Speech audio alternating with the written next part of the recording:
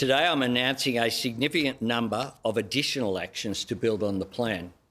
Firstly, the Attorney-General and Minister for Home Affairs will develop a package of legislative reforms to crack down on those who spread hate, division and radicalisation.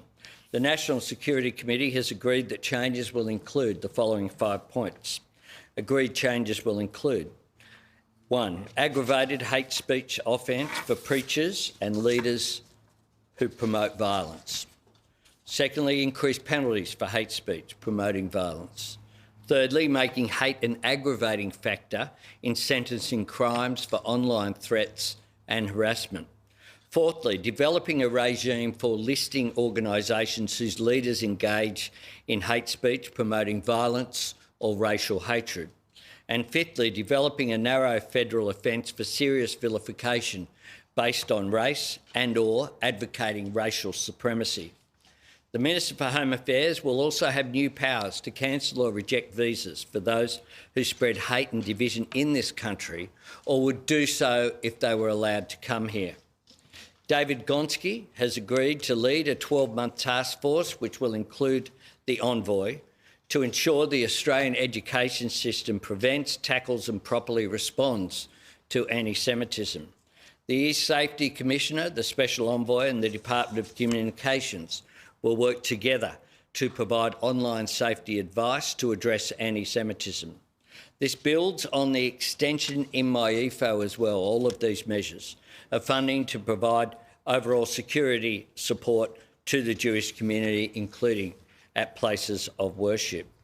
I can also announce today the disaster recovery funding arrangements will be triggered in response to the attack. So the Commonwealth and New South Wales will share the financial burden of the recovery. This is the first time that the DRFA has been used for a terrorist attack. This will provide support to victims, their families and small business impacted in the wake of the Bondi Beach terror attack. Over the coming days, I'll have more to say about the government's response to Sunday's atrocity, including on gun control, and I note that New South Wales is moving on that next week. Every Jewish Australian has the right to be proud of who they are and what they believe. And every Jewish Australian has the right to feel safe, valued and respected for the contribution that they make to our great nation. The terrorists, inspired by ISIS at Bondi Beach, sought to turn Australians against each other.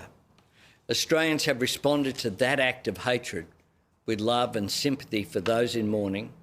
Australians responded to that act of cowardice and violence with bravery and with kindness. And we saw it coming together last night at St Mary's Cathedral of interfaith communities that was really uplifting.